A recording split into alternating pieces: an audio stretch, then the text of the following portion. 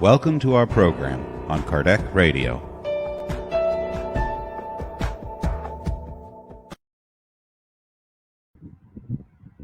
Hello, dear friends, and welcome to our weekly program on Kardec Radio, Nourishing Our Souls Always. We're gathering here on Sunday evenings to discuss the miracles that are being described and discussed and analyzed in the second part of Genesis, starting with chapter 13. The chapter is entitled Characteristics of Miracles. And we've spent the last few weeks on finding out whether there are miracles according to Spiritism and whether God is performing miracles. And today we will be exploring chapter, it starts with item 18, and the chapter is entitled The Supernatural and Religions. But before we start with a new chapter, we will be pulling out a little PowerPoint and summarizing what we've done in the last few weeks, because it's important that we build up on top of each session so we remember what we actually discussed. And some of you may not have attended the previous gatherings, so it would be helpful, I would imagine. So let us do that. Just a second, we're going to do share screening.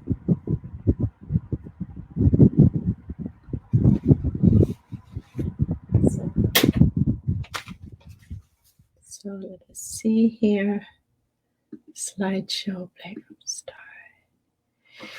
So in order to make sure that you actually can see the PowerPoint, we're double checking the system here on Facebook to see what is happening. Just give me a second here. Yes, it looks all right, dear friends. All right, so chapter 13, the supernatural and religions, which is what we're discussing today. So in the last couple of weeks, we were wondering, does Spiritism actually recognize that miracles are being performed? And what we found out is that Spiritism has come along and actually busted the myth of miracles, because now we can actually explain how these so-called miracles came about. How so? Spiritism offers us new laws that explain phenomena that are falling under such laws. And these phenomena are linked to the spiritual principle.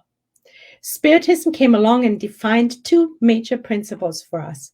On the one side, the spiritual principle, and on the other, the material principle. Now, for a long time, for eons, we've been very familiar with the material principles. We know what matter is because we can smell it, we can touch it, we can feel it, we can see it. So consequently, it's much easier to define laws and to research the material principle. That was not so with the spiritual principle. The spiritual principle was pretty much considered as the miracle. So now Spiritism comes along and explains to us that the spiritual principle is natural. It's as natural as the material principle, and that both the spiritual and the material principle fall under the divine laws. So the reasons for miracles was that the spiritual principle was denied, and consequently spirit phenomena, which are the effect of the spiritual principle, namely the spirit, are now considered, thanks to Spiritism, as part of nature. And before Spiritism came along, it couldn't be measured by material means, as we know, because we can't see, touch, feel, smell spirits under normal circumstances. So now the cause of the spiritual phenomena is natural, which is, of course, what is the cause of the spirit phenomena? It's the spirit. The spirit causes spirit phenomena. So the spirit phenomena are the effect of the cause, namely spirit. Consequently, the effect has to be natural if the cause is. And when both are natural or fall under divine laws, consequently, we don't have a miracle anymore. So again, since the phenomena are natural, the mediums, which are the intermediaries, do not perform miracles because the cause is natural, the effect is natural, and the mediums are just caught in the middle. They're the translators, so to speak. So all of a sudden, thanks to Spiritism coming along and explaining to us how the mechanism works, the amount of miracles, or the fact that miracles were so rampant in the world, it reduced the amount of miracles, or actually did away with most of them. So it makes sense now because we can measure it with new laws. So let us continue. So last week then, we were wondering, does God perform miracles? So already we know that according to Spiritism, now miracles, the so-called miracles, can be explained. So then they're not miracles anymore. But now does God perform miracles? And what we found out is that miracles are not necessary for the glorification of God. God is all powerful and just. It's the supreme intelligence, first cause of all things. Do we really think God needs to prove him or herself? To glorify him or herself? Itself? No. Nothing in the universe deviates from the divine laws. The divine laws are as perfect and immutable as God is. So there can't be any miracles. God has no need to derogate from the divine laws and create something that doesn't fall under the divine laws just to prove that he or she is God. And we just said earlier that both the spiritual as well as the material principle fall under the divine laws. The divine laws are mutable and perfect. So no, God does not perform miracles. There is no need for that. The only reason why miracles were seen to be miracles is because of our ignorance, because we couldn't explain it. There weren't any words, there weren't any laws. It hadn't just come up yet. It wasn't defined yet. So now we're moving on to our chapter today. So the chapter you can find on page 278 in Genesis. It's part of chapter 13, and it's the last subchapter, and it's entitled The Supernatural and Religions. Now let's see how that all fits together. Item 18. To insist that the supernatural is the necessary foundation of all religion, that it is the cornerstone of the Christian edifice, is to uphold a dangerous thesis.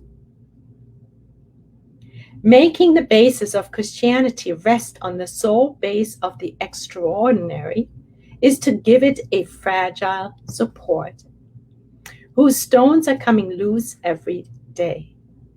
So the insistence that the supernatural is necessary as a foundation of all religions is, according to Allan Kardec, a dangerous thesis. Why so? Why is it a dangerous thesis? And it provides a fragile basis for religions. Because we just heard and learned that Spiritism came along and put the needle into the balloon that was labeled miracles, because now miracles can be explained by natural law, by the divine laws. So now if religion needs miracles to be a religion, of course, the more we can explain the so-called miracles, the less there is a basis, a foundation for religion. Consequently, it's a dangerous thesis because the cornerstones are being pulled out daily. More and more is being explained, and hence loses its status of miracle. This thesis, of which eminent theologians have made themselves defenders, leads directly to the conclusion that at a given time, religion will no longer be possible, not even the Christian religion, if what is considered supernatural was shown to be natural, because no matter how many arguments are packed into it, one will not be able to maintain the belief that a particular incident is a miracle when it has been proven not to be. So Allan Kardec is going around the same argument. He's basically telling us, just in different words, that the minute we can prove that the so-called supernatural is natural, religions will no longer be possible. It's a dangerous thesis, because the basis of religions, which apparently was miracles, is being ripped from under the religious towers. And when the foundation gets destroyed, which are the miracles, what do we have left? We don't have religion left anymore. Any building where the foundation crumbles, the building comes down. So Allan Kardec postulates that eventually religions won't exist anymore if they insist on being based on miracles. So the proof that an event is not an exception to natural laws occurs when it can be explained by those same laws, and when by being able to be reproduced through the intermediation of any individual, it ceases to be the privilege of the saints. So in the event, in the proof that an event is not an exception of natural laws, if we prove it's actually part of the natural laws, this event, or it can be reproduced by any individual, either deliberately or undeliberately, non-deliberately, at that very moment, the event is not a miracle anymore. The minute we can explain it by natural law, any phenomena, if it can be explained by natural law, which is the law of God, it's not a miracle anymore. Because now we know. Reason helps us to understand. The laws help reason to understand how the mechanism works. And then it's not a miracle anymore. The same thing is when it gets reproduced. By chance or not by chance. At that very moment, it's not a miracle anymore, because per definition, a miracle cannot be reproduced. It's a singular event. So let us continue, friends. It is not the supernatural that is necessary for religions, but rather the spiritual principle, according to Allan Kardec, which has erroneously been confused with the extraordinary, and without which no religion is possible. So what Allan Kardec is postulating, that it is not the supernatural that should be the base for religions, that should be necessary for religions, but rather the spiritual principle should be at the base of religions. But they both have been confused. Because what is the spiritual principle? It's the spirit, the existence of the spirit, and the spirit's effect on matter, which of course we're experiencing just being incarnated, right? Because it's our spirit that has the effect via the perispirit on our physical body. Because without the spirit, this part here that you're looking at would be a blob in the corner. It wouldn't be enlivened. It wouldn't do what it does right now, right? So it's important to see Allan Kardec's logical reasoning. He's so beautifully logical. So he says, hey, religions, you got a little confused here. What shouldn't be at the basis, it shouldn't be the supernatural. It should be the spiritual principle. Because then at that very moment, now we're talking. There's laws, we can explain the mechanism, it all becomes clear, and now you have a really solid foundation. So let us move on. Spiritism considers the Christian religion from a more elevated point of view. Spiritism gives Christian religions a more solid base than miracles. Right? Because we just said that Spiritism, that Allan Kardec thinks that the spiritual principle should be at the base of religions, and that's solid. Because we all know spirits exist, we exist. Doesn't matter whether we're in a physical envelope or not.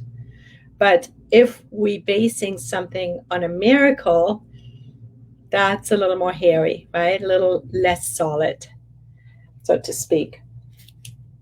So Spiritism gives Christian religions a more solid base than miracles, the immutable laws of God, which govern both the spiritual principle, here we go, and the material principle. So the immutable laws of God are here, and they govern both the spiritual principle, which Allan Kardec reasons should be at the base of religions, namely spirits, the existence of spirits and their manifestations. And on the other side, we have the material principle, and we're very well acquainted with that. Science has dealt with that for quite a while. We have lots of laws, we have a lot of findings. So science, the material principle, is well taken care of. Of course, there's still a lot to learn for us humans because we're still rather ignorant, even with all the science we have. But now we have the spiritual principle, and Spiritism gives Christian religion a more solid base by saying, hey, here we go. The religious aspect of Spiritism is not built on miracles. The religious aspects of Spiritism is based on the spiritual principle, namely on spirits. The Spirit book teaches us, opens our eyes and explains to us where we come from as spirits, why we're here as spirits, and where we're going as spirits. And above all of that are the divine laws, the natural laws. This base defies both time and science, because both time and science will come to sanction it. So beautiful, right? This base, these immutable laws of God, which govern both the spiritual and material principle, will defy both time and science, because both time and science will come to sanction it. It's just a matter of time, but it all comes together.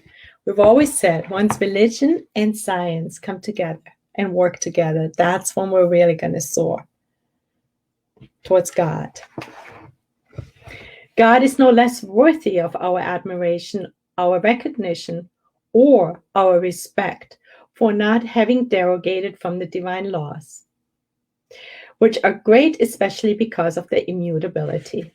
So remember, we started off the chapter by saying, no, last week we started it off today, but it was actually based on last week's lesson when we learned that God does not perform miracles, because that God doesn't need to perform miracles. God is already perfect and has no need to deviate from its perfect and immutable laws. So here, Allan Kardec is just repeating that and saying God is no less worthy of our admiration or our recognition or our respect for not having derogated from the divine laws, which are great especially because of their immutability, because a miracle would have required God to derogate from his or her own laws. There's no need for that. They're perfect and immutable. There is no need of the supernatural to render to God the worship God is due. Absolutely not. Is nature not powerful enough by itself? Let's go to the next slide. Is nature not powerful enough by itself? It is, friends, isn't it? What else must yet be added to it to prove the supreme power? Yes, what else do we need to prove the power of God? Isn't what is right in front of us, let's say just nature, not just nature, nature, isn't it powerful enough when we take the time and tune in and observe and experience and watch? Religion will encounter fewer disbelievers the more it is sanctioned by reason at every point. Eventually, this will happen. Allan Kardec is teaching us that religion will be much more believable, so to speak. We'll encounter much less disbelievers if it is sanctioned by reason, if it's based on reason, if our reason can understand when it makes sense. Then, when things are miraculous and cannot be explained, because then reason is on a hook and can't be engaged. And we're living at a time on the earth where our reason is very strongly developed. Things need to make sense. We want things to be explained, a phenomena to be explained by laws. It has to make sense. Christianity has nothing to lose with such a sanction. On the contrary, it has only to gain.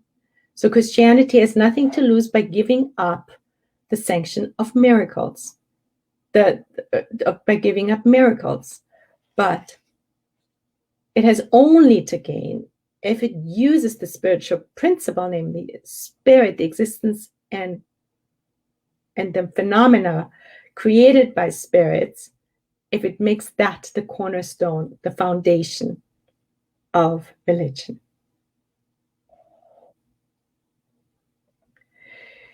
Item 19. If we take the word miracle in its etymological acceptation, in the sense of something wonderful, and we talked about that 3 weeks ago when we started off with miracles, we talked about how the word miracle is defined. And in short, it means something wonderful, something extraordinary, supernatural. So if we take the word miracle in its etymological acceptation, in the sense of something wonderful, we will be finding unending miracles before our eyes.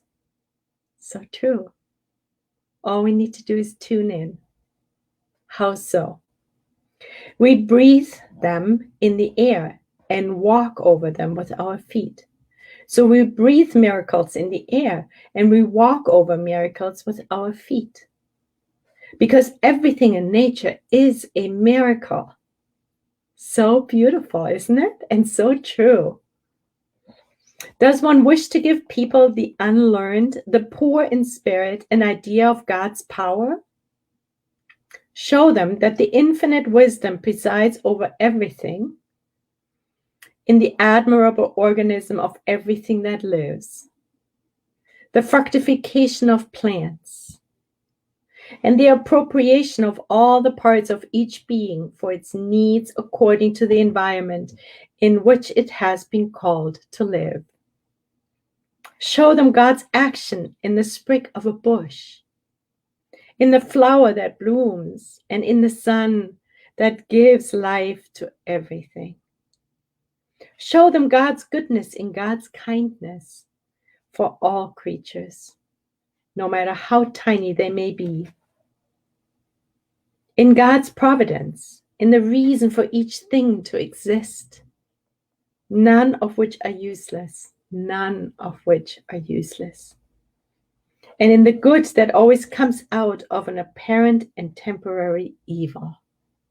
So these are all examples that help us see and experience the miracles that are right in front of us. And not miracles in the sense that they can't be explained, but the miraculous, the wonderful, in the sense of the definition of the word miracle, which we said is something wonderful. Alan Kardec shows us that we walk over something wonderful every single day, that we breathe something wonderful or a miracle every single day, that everything is miraculous. It's something wonderful.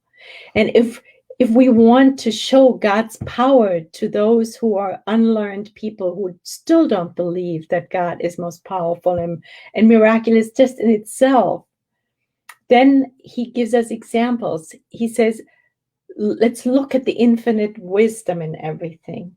Let us look at the fructification of plants. And then let us consider the sprig of a bush, just simply the sprig of a bush.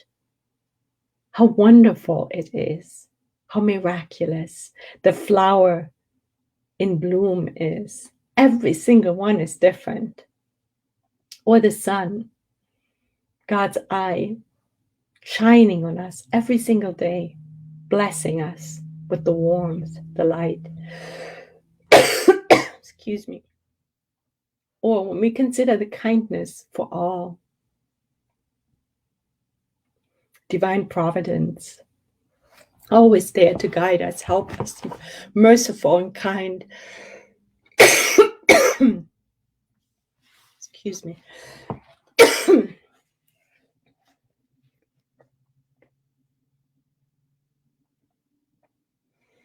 Allan Kardec continues to say, especially enable these people to understand that true evil is the work of human beings and not of God. Let us really breathe into that. True evil is the work of human beings and not of God. God is all merciful and just. God is pure love. God is in us, around us. It's the universal cosmic fluid. We're imbued in it. We're part of it. So true evil comes from us, not from God, ever. God just decreed laws, the law of cause and effect, which we often mistake as a punishment, as God is punishing us, creating evil for us. No, we've created it for our own selves. If I throw a boomerang, it always comes back at the same speed in the same way I send it out. So it's me, it's not God. But if I align myself with God, things will be very different. So let us really download this. True evil is the work of human beings and not of God. Do not seek to scare these people with a picture of eternal flames, which they no longer believe in and which makes them question God's goodness. Yeah, let's not portray God as Satan with flames. Instead, let us encourage them with the certainty that they will be able someday to redeem themselves and right the evil they might have committed. God is so merciful and just. Just is the law of cause and effect, and God's mercy shows in giving us always another opportunity. And the minute we feel remorse, that very moment, hope is on our side. We still will have to live the effects of the causes we have created, but hope is never far. Show them the discoveries of science as revelations of the divine laws and not as works of Satan. He's really giving us the guidelines as to how we can approach people who are question God or the goodness of God. People who still need miracles to believe that there is a God. But Allan Sorry, Kardec, I missed that. Could you say it again, please? wow, that is very Okay. interesting. Here we see how modern technology is picking up on something all of a sudden. That's really almost miraculous, but we know there is technology behind it. So Allan Kardec is really helping us to understand how wonderful God's creations are all around, even when it comes to harsh experiences, because he's showing us that we created them for ourselves. Finally, teach them to read the book of nature that is constantly open right in front of them, as he had mentioned before. Let us walk in nature every day. Let us sit on a bench or kneel in grass and just contemplate, meditate, feel, smell, observe nature. It is beautiful. It is truly so-called miraculous. It is truly wonderful. In that inexhaustible book of nature, where the wisdom and goodness of the Creator is inscribed on each page, then they will comprehend that a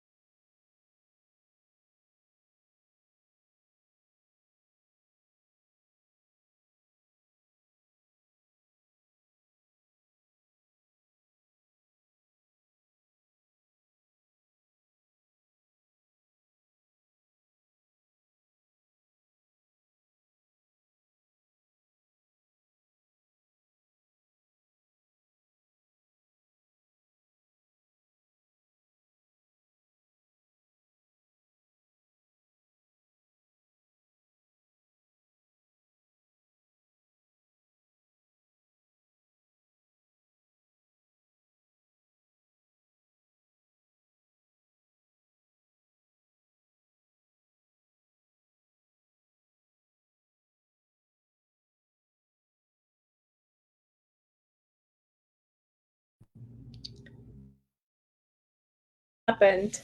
The green screen feature collapsed. The camera went out. I went offline, and here I am with the green screen behind me. But that doesn't bother us. So I apologize for this unexpected interlude. So let us continue. So we were talking about the beauty, the miraculous, the extraordinary, the wonderful, right under our feet, all around us, in nature, everywhere to be found, which really proves God's power, goodness. And we've also learned that all the evil comes from us, humans. We are the creators of it. We are the cause of our own suffering, law of cause and effect. But God is all merciful, so we always get another chance. We will always be able to make up for our wrongs. And the sentence that farmers will see God whenever they plow their furrows, and the unfortunate will bless God in their afflictions, because they will say to themselves, and we will say that to ourselves, if I am unhappy, it is my own fault. If I am unhappy, it is my own fault. Then men and women will be truly religious, and rationally religious especially. Much more so than if they believe in stones that sweat blood or statues that blink their eyes and shed tears. So true, friends. We don't need miracles to understand that God is all merciful and just, that God is perfect, first cause of all things, the primary intelligence in the universe. We don't need statues that blink or sweat blood, according to Alan Kardec, because we have the wonderful, the wondrous all around us in nature. And when we can understand, study, and apply the laws that govern the spiritual principle as the cornerstone of our religions, our reason will be engaged, and we will truly understand that if I'm unhappy, it's my own fault. Law of cause and effect. And that unhappiness will change. This too shall pass, because I will always have an opportunity to undo what I've done before. Dear friends, what a beautiful chapter, helping us to further solidify our concepts around miracles and the non-existence of them. Next week, we will be studying the fluids, which is yet another aspect that is very important for us to understand how the so-called miracles happen and why they are not miracles. So let us pray, dear friends. I invite you to close your eyes. And feeling our feet on the ground, firmly connected to Mother Earth, we say, hello, dear God. Hello, divine providence. Hello, all merciful and just God, who is around us, within us, who is always supporting us and helping us, guiding us. Thank you for sending Jesus our way so we can comprehend your laws, your goodness better by having a model, a guide and model who showed us so beautifully of how to be God-centered in his life. So we can have a model and start emulating the beauty, the harmony, the love, the kindness, the gentleness, the understanding that you, God, bring to this planet. Thank you for Spiritism to come along and explaining to us the spirit phenomena. And not only the spirit phenomena, but the spiritual principle, spirits, their existence, and how they interact with the material world. Allowing us to engage our reason, to find understanding and explanations of how these phenomena come about. They help us to solidify and understand you, dear God, better. They're helping us to comprehend more your vastness, your intelligence, your omnipotence, and your love. As we're observing nature, it's taking our breath away to see how beautiful and miraculous everything is, how wondrous and yet explainable. Thank you for giving us a chance in this incarnation to improve ourselves, to undo past wrongs, and to understand that our suffering is a consequence of our own thoughts and feelings, words and actions in the past, and that we are the co-creators of our future with you, dear God. All we need to do is align our will with your will, increasingly more so, and following the golden rule of truly practicing to give to others what we would like to receive. We thank you for this beautiful lesson today, understanding that you are not in need of creating miracles. And also thanking Allan Kardec to helping us with these new laws that Spiritism brought into the world, to understand that there are really no miracles, as everything can be explained by the divine laws. And with so much gratitude in our hearts, we're closing today's study session. And so be it, dear friends. I want to say hi to everybody who I finally can see. There is Allan Kardec Radio said, reading the Book of Nature. Yes, dear friend. And Mark Carlos, thank you so much for joining. And oh yeah, it's Teresa. Teresa, dear friend, say hello to Vermont, please. And there's Flavia, and there's Tony, and Wagner Jr. Thank you so much, dear friends, for joining. Many blessings, and so God willing, we will see you again next week, same time, same place, with the continuation of our study of Genesis, this time the chapter on fluids. God bless you. Good night.